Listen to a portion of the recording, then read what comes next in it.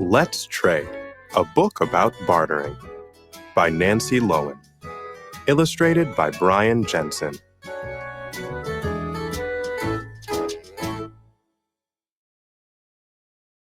It was social studies time, and Mr. Wallace was supposed to be talking about money. Instead, he said, "I skipped breakfast and I'm starving. Does anyone have a snack?" "You could have these crackers," Ryan said. "I couldn't just take them," Mr. Wallace said. "Class, what could I do to get those crackers and still be fair to Ryan?" "You could pay for them," Angela said.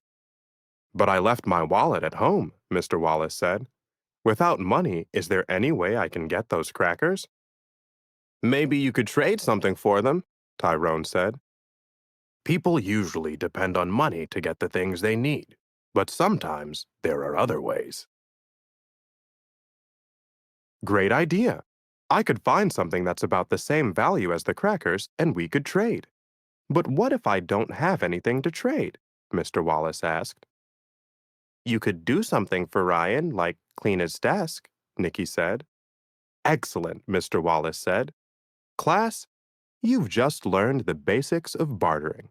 To barter means to trade. It can be trading goods or it can be trading services. You barter all the time. Can someone give me an example?" "Goods are items that are made and sold. Services are acts that people can do to help others." "When we switch sandwiches at lunch," said Melissa. "Trading sports cards?" offered Stephen. "When our parents take turns taking us to soccer games?" Jose said. "Trading goods and services is a part of everyday life." "Good examples," Mr. Wallace said. "Let's think about bartering a little more. Ryan, what if I'd offered you a box of tissues for your crackers? Would you have traded?" "No way! I don't really need the tissues. I'd rather keep the crackers," Ryan said.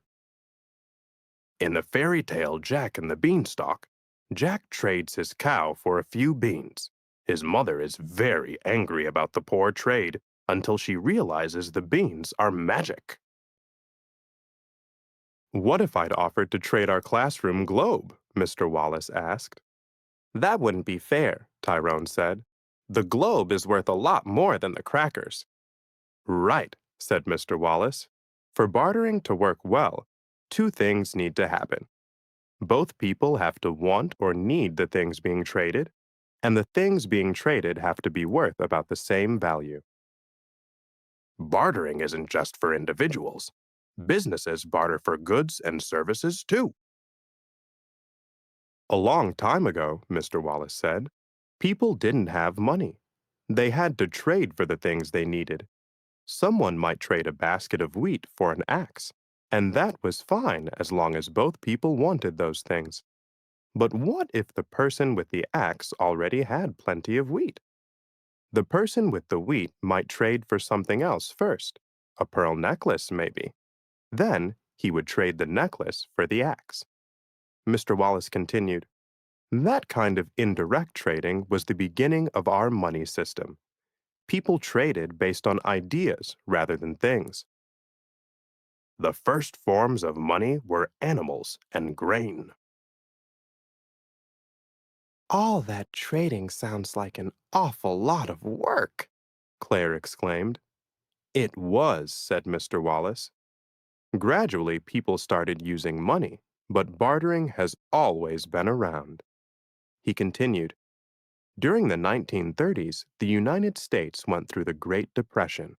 Banks closed, businesses lost money, and millions of people were suddenly broke and out of work. People bartered whenever they could. Bartering is sometimes used today. When people are unsure of what the nation's currency, money, is worth, they are more likely to barter." "Now we're going to play a game," Mr. Wallace said. He divided the class into 3 groups. He gave the first group a box of unsharpened pencils. He gave the second group a box of pencil top erasers. He gave the third group a pencil sharpener. The goal of this game, Mr. Wallace said, is for every group to end up with sharpened pencils with erasers on top. Go! Everyone started trading. Pencils for erasers, erasers for sharpening, sharpening for pencils. The classroom became very noisy. In a successful barter, everyone gets what they need. We did it! The students exclaimed when all the groups had sharpened pencils with erasers on top. Nice work, said Mr. Wallace.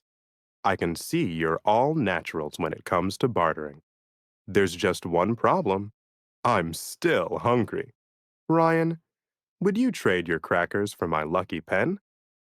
You've got yourself a deal, said Ryan.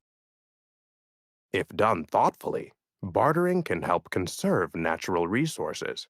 It also makes people feel like they're part of a community.